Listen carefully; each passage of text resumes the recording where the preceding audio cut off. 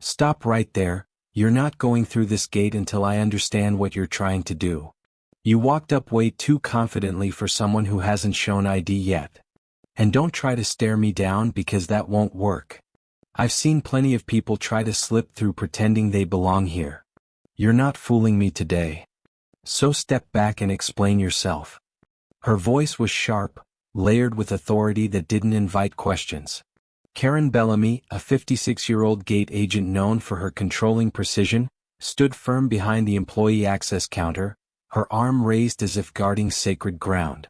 Her tone carried the weight of years spent policing the boundaries of what she believed was order. To her, every confident stranger was a potential threat to that order. Before her stood Captain Daryl Moss, a calm, dignified man in his mid-40s, whose presence radiated quiet confidence rather than confrontation. He didn't flinch, didn't argue. He simply stood, uniform crisp, tie aligned, posture measured. His eyes held a steady patience, the kind born of long experience with moments like this. "I work here," he said simply. "I'm heading to my aircraft." Karen scoffed. "Of course you are. Everyone says that. But until you show proof, you're not getting past me. Not today." He reached for his lanyard pocket, speaking evenly. "My ID is right." "Don't," she interrupted, lifting her hand. "Don't pull anything out until I tell you to. I'll decide what I need to see." Her words carried across the waiting area. A few nearby staff paused mid-conversation. The space fell into a strange, charged silence. "I'm not trying to cause a scene," Daryl said quietly. "I just need to get through this gate." Karen crossed her arms. "You already caused one by walking up like you own the place. You think just because you're wearing a pilot's shirt, I'll assume you're one? You can buy those online, you know. People do it all the time."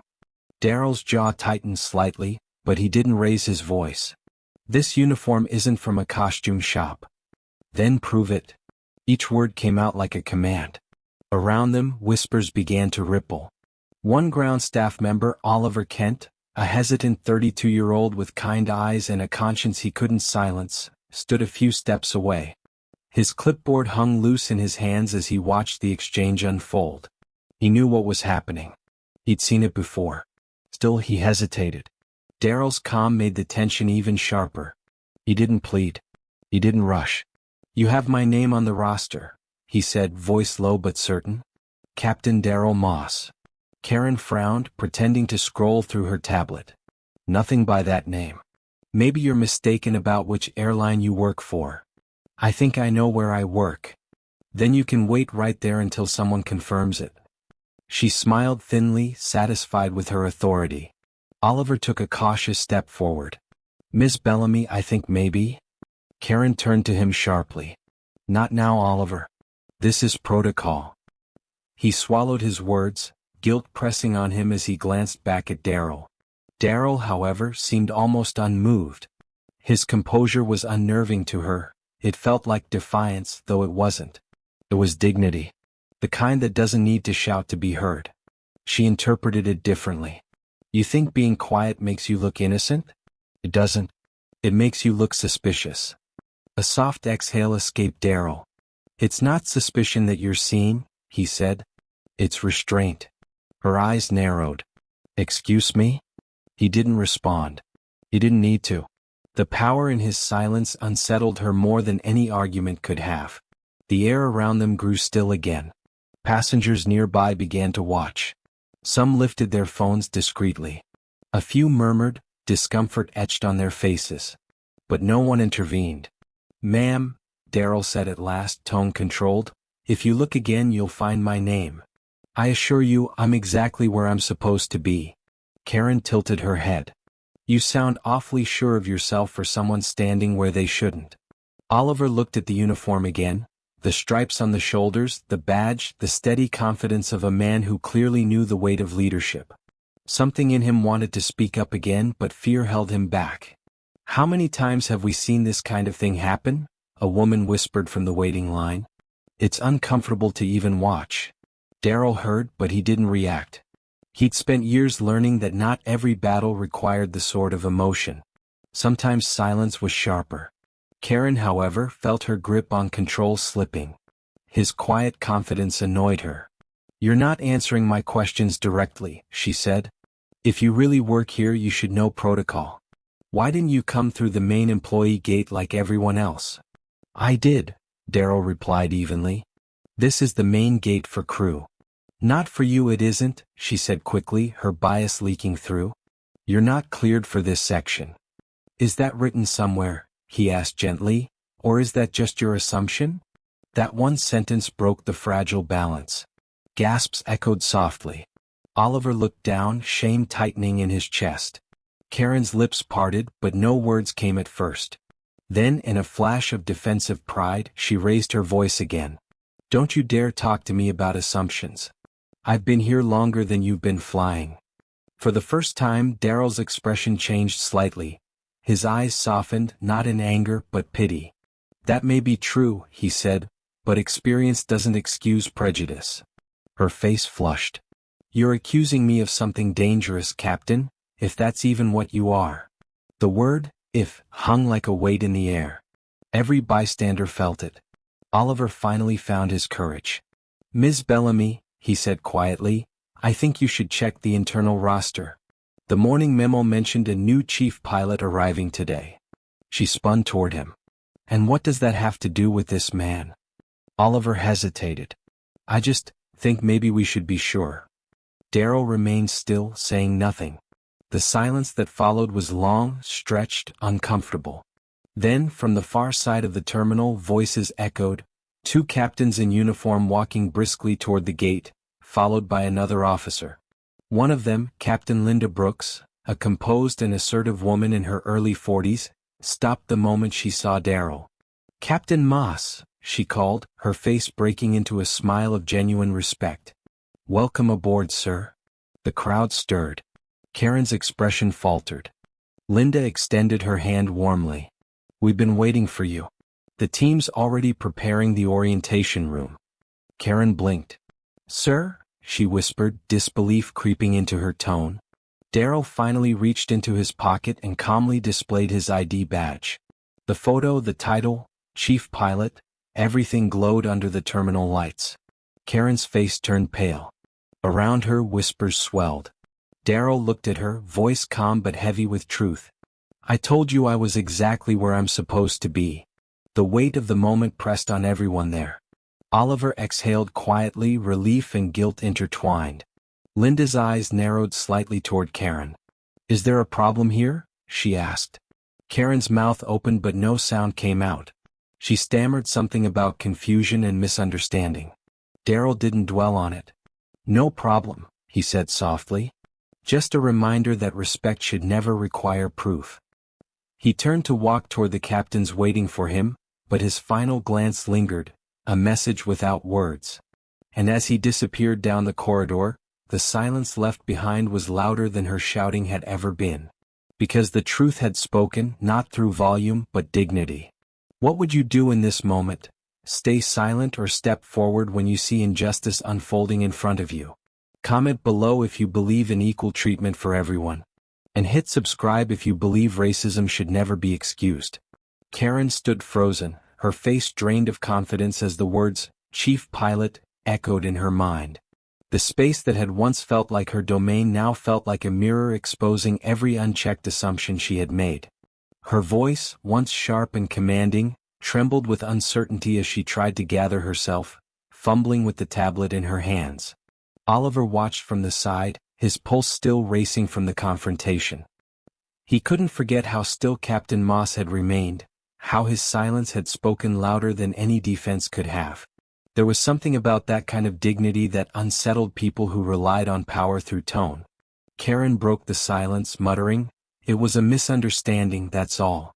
Protocol confusion." Linda Brooks turned to her with a measured look, her tone calm but unmistakably firm. "A misunderstanding is when you make an honest mistake. This wasn't that." Karen's lips parted, but she didn't argue. The air around her thickened with unspoken accountability. Linda continued, "You raised your voice to a senior officer in front of staff and passengers. That's not procedure. That's personal judgment." The words hung in the air. Oliver felt a chill, not of fear but of realization.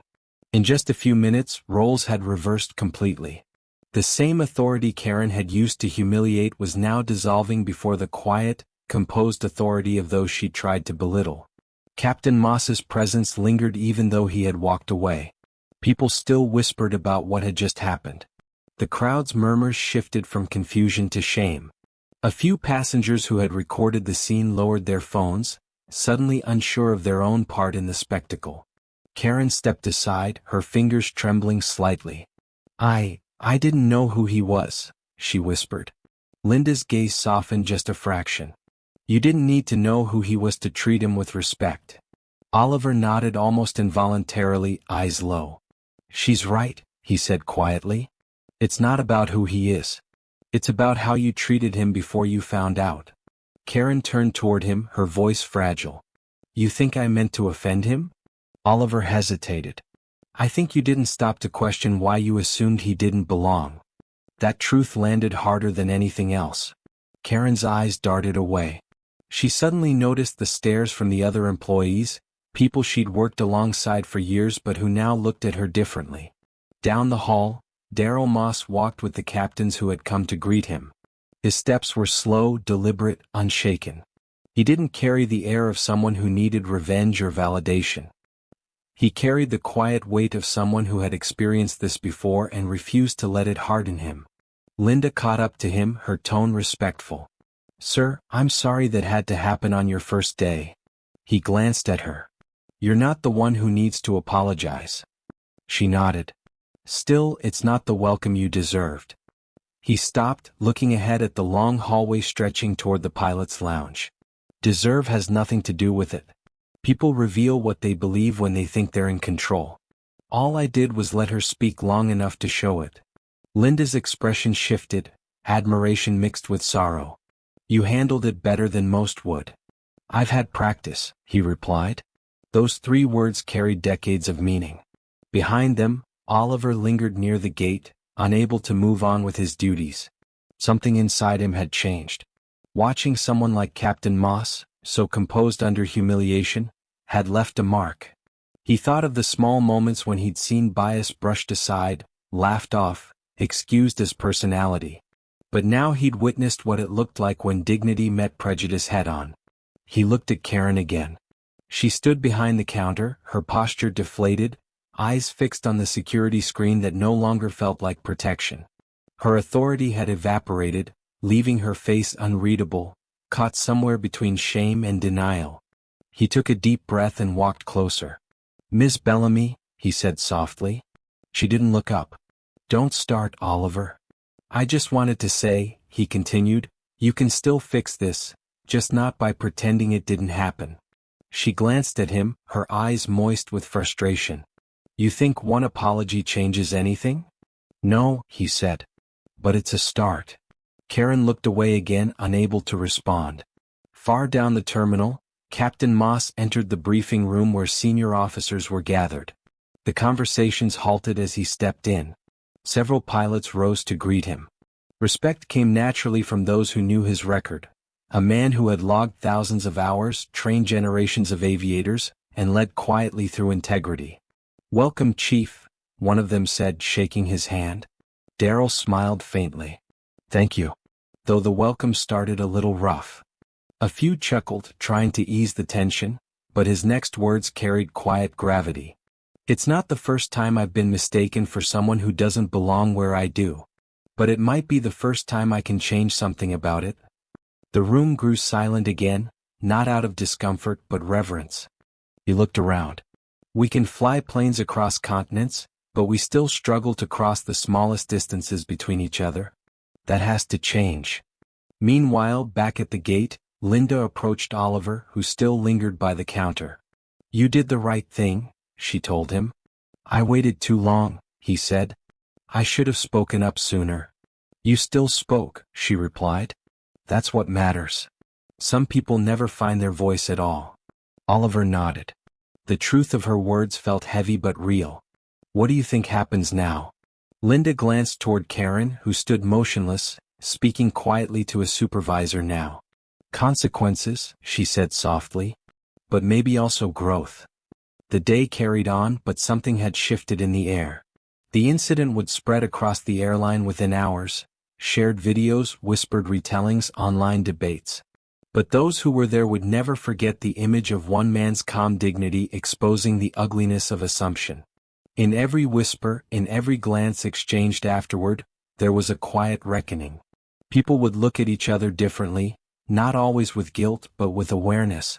Awareness that sometimes justice doesn't come from confrontation, but from truth revealed in silence. As Daryl sat in his new office later that afternoon, a view of the runway stretching endlessly before him, he reflected on the morning. He wasn't angry. He was resolved. The world didn't change through outrage alone, it changed through example. Through composure that taught by presence rather than punishment. He picked up the phone and called Human Resources. "There's something I need to address about staff training," he said. "I'd like to lead it personally." Outside his window, a plane lifted off, climbing steadily into open sky. Because dignity doesn't wait for permission to rise. What about you? Would you have spoken up like Oliver or stayed silent like so many others? If you believe silence helps the wrong side win, leave your thoughts below, and if you stand for justice, hit subscribe and stay part of the change. The next morning began with whispers. Word of what had happened at the employee gate had already reached the upper offices. Clips from bystanders' phones were circulating quietly among staff channels. The moment Karen Bellamy had pointed her finger at Captain Daryl Moss, accusing, loud, unbending, was frozen in several frames that told the story without needing words. Inside the Human Resources conference room, the air felt heavier than usual. The blinds were drawn, and the usual chatter before meetings was absent. At the head of the table sat Captain Moss, composed and alert, his presence steady but unreadable. He wasn't there for revenge, he was there for clarity. Across from him sat Karen, shoulders tense, eyes down. Her navy uniform looked immaculate, but her confidence was gone. At the far end sat Oliver Kent, invited as a witness, visibly nervous. Linda Brooks stood near the wall, silent but watchful, a quiet ally ready to speak truth if needed. When the HR director entered, he gave a brief nod to everyone before turning to Karen. "Ms. Bellamy, we've reviewed reports about yesterday's incident. We'd like to hear your version first." Karen swallowed hard. "It was a misunderstanding. I thought I was following security protocol." The individual approached the gate quickly and didn't show identification right away. "I acted out of caution." Daryl's expression didn't change. He listened, arms resting calmly on the table. His silence had a gravity that made her words sound smaller by comparison. The director nodded slightly. "Captain Moss, would you like to add anything?" Daryl leaned forward slightly. "I don't believe in ruining anyone's career over a single mistake," he began. "But I do believe in recognizing what kind of mistake it was." Karen shifted, uncomfortable. He continued, "She didn't question my credentials because of protocol. She questioned my right to belong. That's different. I've been in this uniform for 20 years, flown over oceans, trained younger pilots who now lead fleets. I know the look of doubt when someone believes you're out of place before you've spoken a word." His words carried no anger, just truth. Truth that landed harder because it was calm. Oliver spoke softly. "He's right. I saw it." She didn't ask anyone else for proof that morning. Karen turned sharply to him. "You don't know what I was thinking, Oliver?" He met her eyes for the first time. "I didn't need to." Everyone in the room could feel it. A long silence followed. Even the HR director seemed reluctant to break it. Finally, Daryl spoke again. "We can't change what happened yesterday. But we can decide what we learned from it." Linda stepped forward, voice steady. "That's why we're here. Not to humiliate anyone, but to address how something like this still happens in a workplace that claims equality." Karen's defenses wavered. "You think I'm racist?" she asked quietly, voice cracking. Daryl met her gaze. "I think you acted out of bias. Maybe not hatred. But bias is enough to humiliate someone who's done nothing wrong." Those words hit harder than accusation. They left no space for denial, only reflection. Karen's shoulders sagged. She looked at her hands. "I've worked here for 30 years. I thought I'd seen everything. I thought I was careful. But maybe I wasn't. Oliver spoke up again, his tone firmer now. It's not about one person being good or bad. It's about moments like this. The moments we don't stop ourselves from assuming. The HR director nodded slowly. Captain Moss, I understand you wanted to lead new diversity and leadership training sessions? Darryl gave a single nod. Yes. I don't want this swept under the rug. I want it addressed with honesty, not corporate phrasing. Karen looked at him again, searching for something, anger, blame, a grudge, but found none. Just resolve. That unsettled her even more. He added quietly, I'm not asking for an apology for myself. I'm asking for a change for those who come after me. The next young pilot, the next employee who looks different. They shouldn't have to prove their belonging before they've even said their name. Linda smiled faintly, pride in her eyes. The HR director looked between them.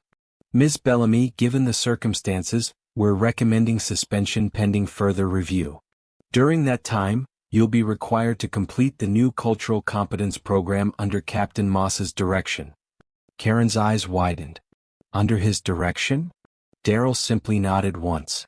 If we're going to rebuild respect, we start with accountability. The meeting ended quietly. Karen stood slowly, her steps hesitant. As she passed Darryl, she paused. Captain Moss, she said softly, I can't take back what happened. But, I'm sorry.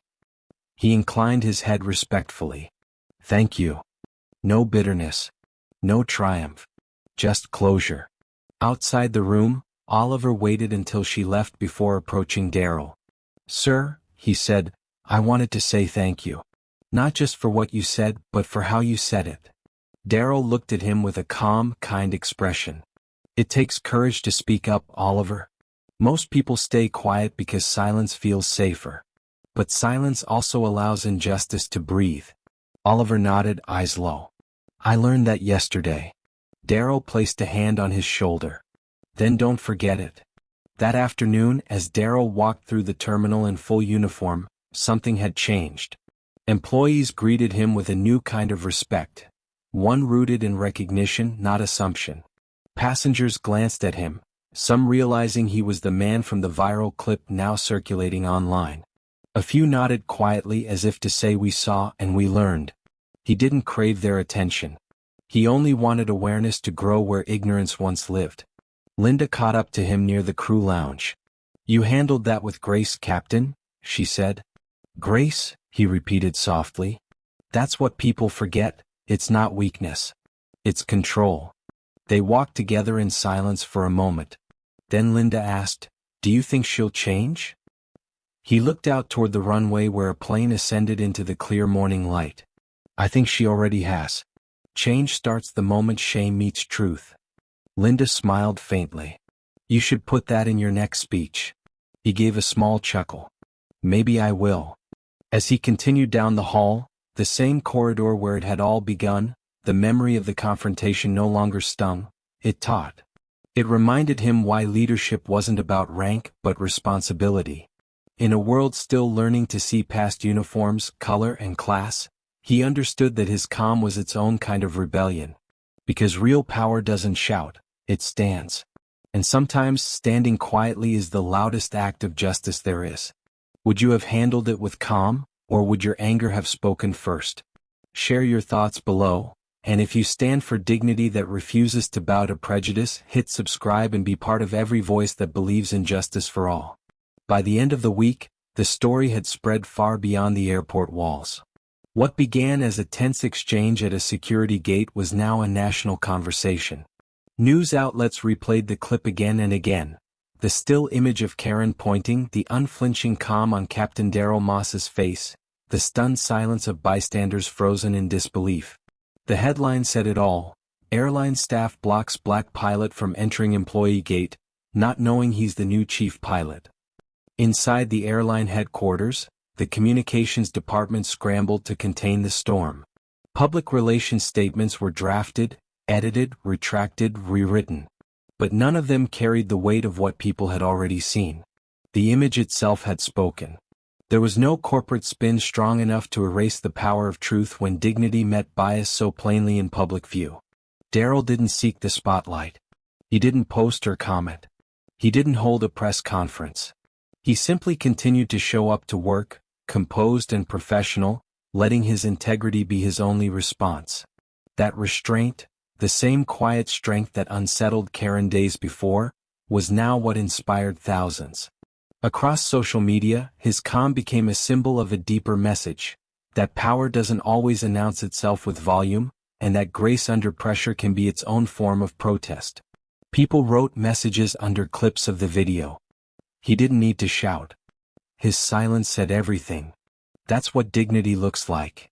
We can all learn from this man. Within the company, the incident triggered an internal audit of employee behavior and bias training. Meetings that had once been routine now began with discussions about respect and equity. People who had worked beside Karen for years started to examine the small ways they had looked the other way when assumptions were made. Karen herself returned from suspension weeks later, quieter, less sure of her place. The woman who once controlled every corner of her gate now walked with the humility of someone who had seen herself from the outside for the first time. When she crossed paths with Captain Moss again, she nodded respectfully. He nodded back. No words were needed. Sometimes acknowledgement was more powerful than explanation. Oliver Kent, now known by name among employees for his decision to speak up, had been offered a new role in staff coordination. It wasn't a promotion he had sought, but one that found him because he chose courage when silence was easier. Daryl had recommended him personally. Leadership starts small, he told the HR director. Oliver showed that. Meanwhile, Captain Linda Brooks became a steady presence in Daryl's growing initiative, a new leadership and inclusion program that he led himself. It wasn't filled with buzzwords or slides. It was made of stories, real ones, told by employees about what it feels like to be unseen, unheard, or misjudged. Daryl believed that hearts changed faster through humanity than through policy. During one of these sessions, a younger flight attendant raised her hand and asked, "Captain Moss, how did you stay so calm that day?"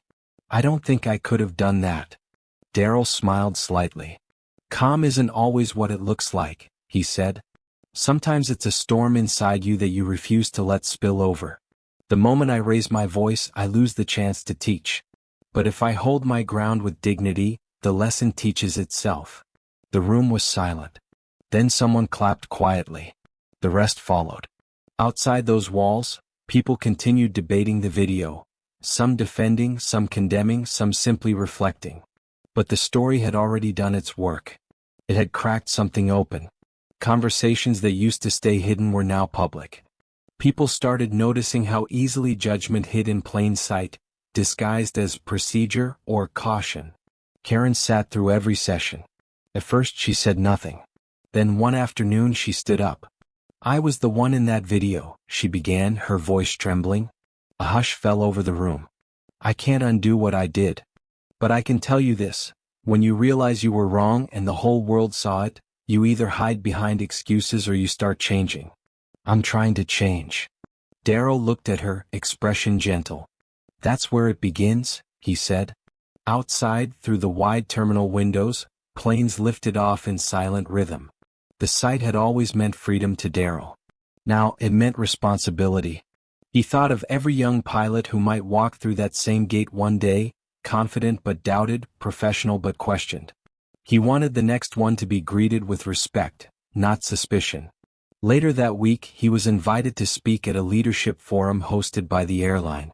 Executives filled the seats, faces that had once been distant now eager to listen. When he stepped to the podium, he didn't bring anger or accusation. He brought truth wrapped in clarity. "When people think of bias," he began, "they imagine hatred. But bias doesn't always shout. Sometimes it whispers through tone, through hesitation, through the way someone looks at you before you've said a word. What happened to me wasn't unique. It was just public.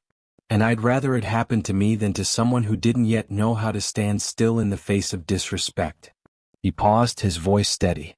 "We wear uniforms, but behind every uniform is a person. And every person deserves to be seen with equal respect before they're seen through judgment." There was no applause at first, only silence that carried weight. Then slowly, one by one, people stood. The sound of their hands meeting filled the hall, not out of performance but recognition. Outside, the sun poured across the runway as another flight began its ascent, silver against a blue horizon. In that moment, Darryl thought of the word lift. How flight itself was built on resistance, how upward motion was only possible because of the pressure beneath the wings. Every act of prejudice he had ever faced, every quiet humiliation, every wrong assumption, it had all become wind beneath the strength he carried now.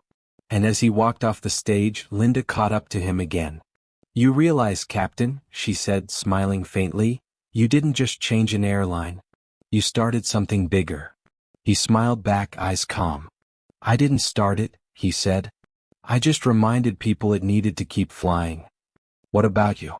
If you were there that day, would you have recorded, spoken up, or looked away? Think about that choice, because silence isn't neutral.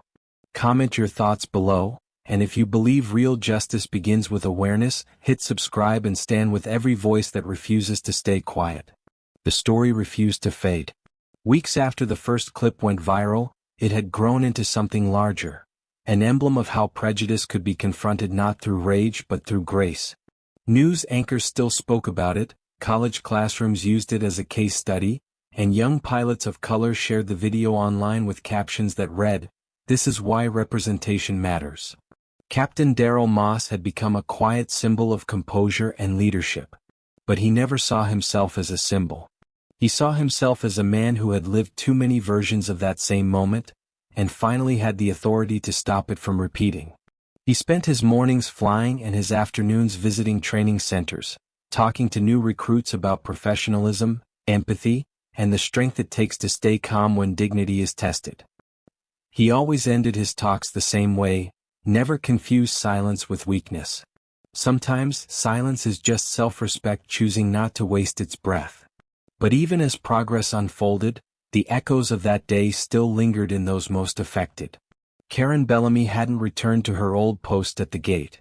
Instead, she had been reassigned to administrative work, away from the public eye, surrounded by the paperwork she used to consider beneath her.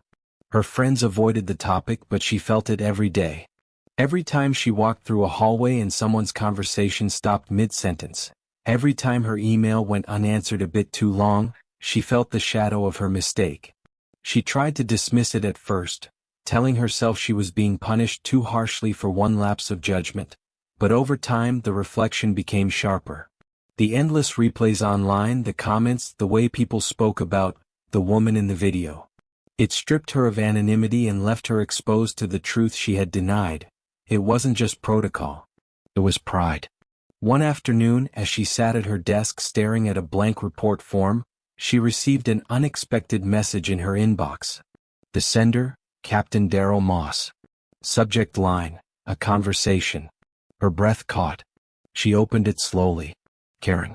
I'm holding a small discussion with staff this Friday about awareness and accountability, not to single anyone out but to keep the conversation alive. I'd like you to join us if you're willing. Your perspective could help others understand what change really looks like. D. Moss. Karen read it 3 times. She thought about ignoring it. She thought about deleting it.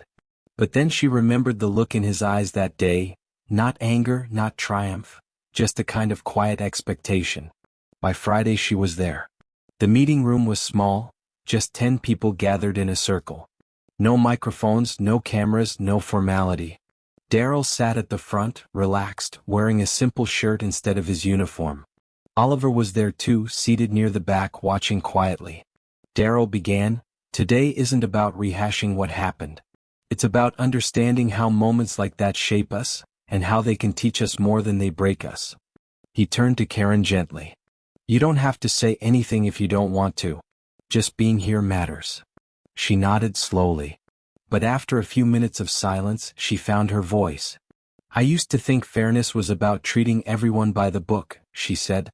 "I thought as long as I followed procedure I was right. But that day, when I looked at you, I wasn't seeing a person. I was seeing an assumption. And it cost me more than my job title. It cost me my certainty that I was a good person." The room was quiet. Darryl spoke softly. "We all think we're good people, Karen. The question is whether we're good enough to admit when we've fallen short."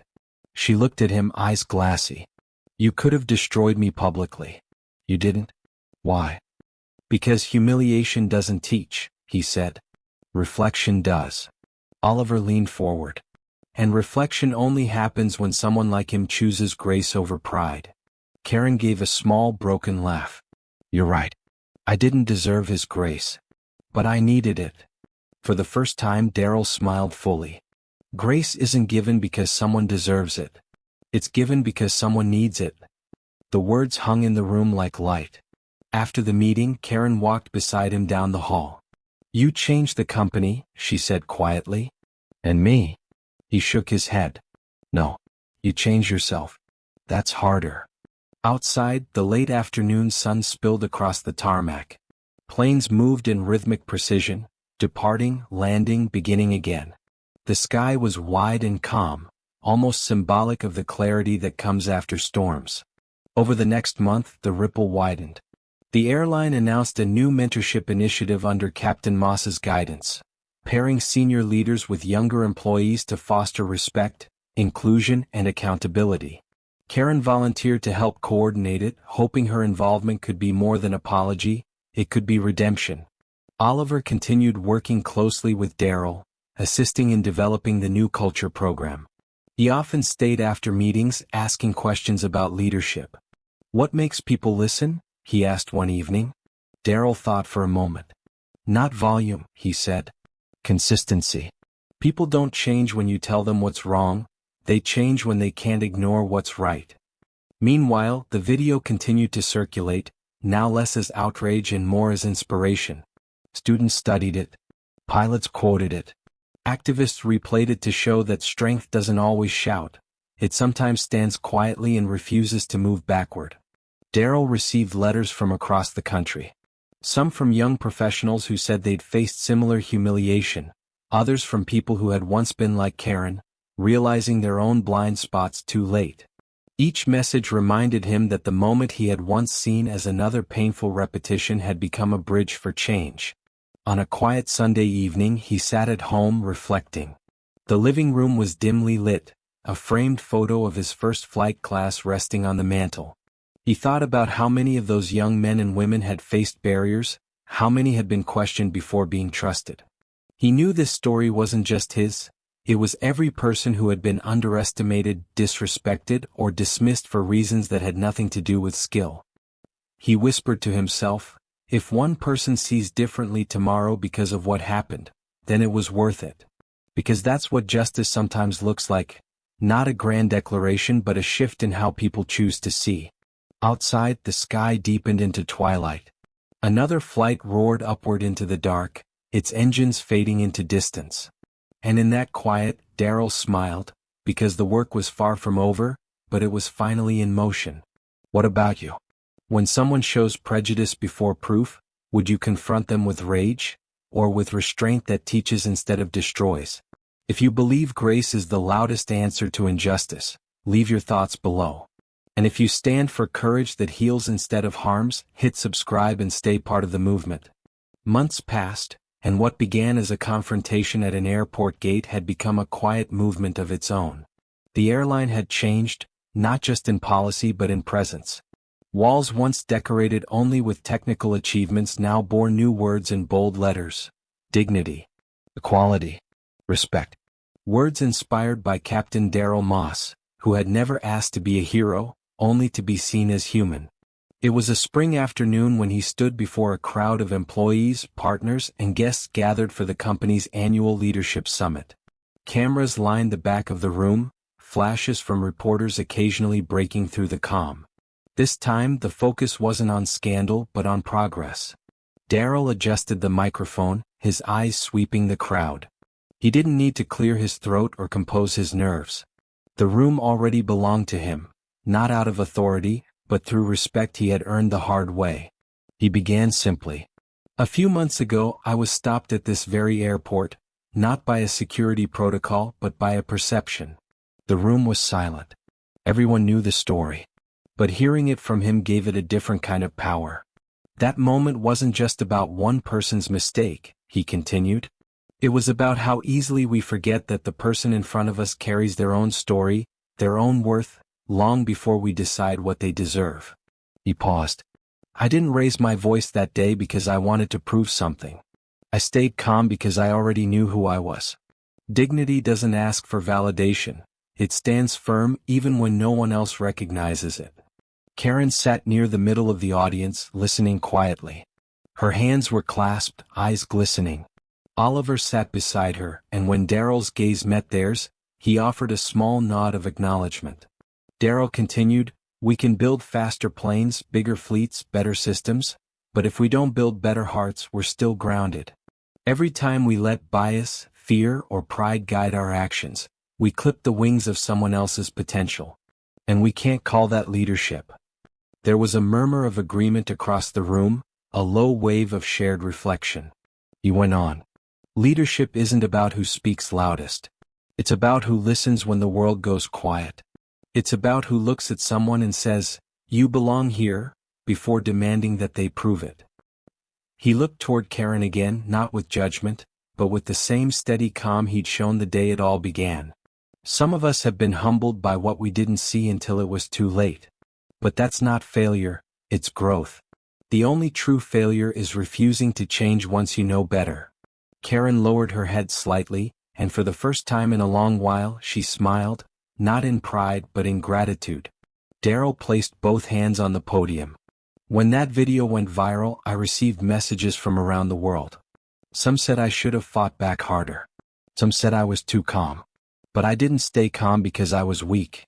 I stayed calm because I knew the truth doesn't need volume, it needs presence. He leaned closer to the mic, voice softer now but no less powerful. And presence is what changes people. Not words shouted in anger, but actions that speak when anger would rather take over. The audience rose to its feet. The applause was thunderous, but it wasn't just for him.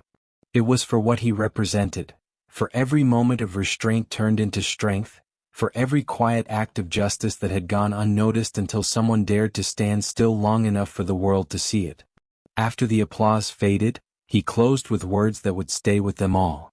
I learned something from that day, he said. People will always reveal who they are when they think no one's watching. But integrity is revealed in how we respond. You can meet hate with hate and get nothing but more noise, or you can meet it with dignity and change the entire conversation. I choose dignity. Every time. He paused once more. So should we all. The room stood still, the kind of stillness that comes when truth lands deep. When the event ended, people lined up to shake his hand. Karen approached slowly, her eyes uncertain but sincere. When she reached him, she said softly, "Thank you, for not giving up on me." He smiled. We don't grow when we cancel people, Karen. We grow when we correct them. She nodded, a tear slipping down her cheek. I won't forget that. Oliver was next. Captain, he said, I just wanted to say, you taught me that silence isn't safety. It's surrender. I won't stay silent again. Daryl clasped his hand firmly. That's how change survives, by being spoken. Outside, the sun was setting, washing the runway in gold.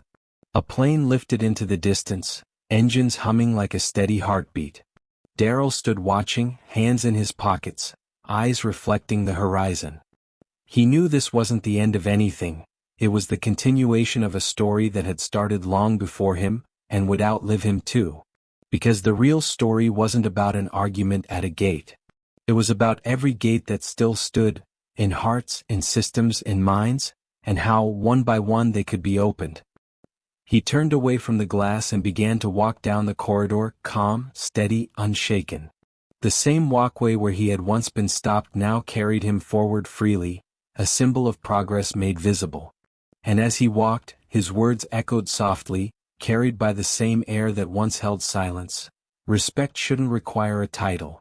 Dignity shouldn't need permission. He smiled faintly. And justice shouldn't have to wait. What about you? If you saw someone being judged for who they are, would you walk by, or walk beside them? If you believe in standing for dignity and equality no matter who's watching, comment below. And if you believe the world changes when calm becomes courage, hit subscribe and carry this message forward. Because justice begins with how we choose to see each other.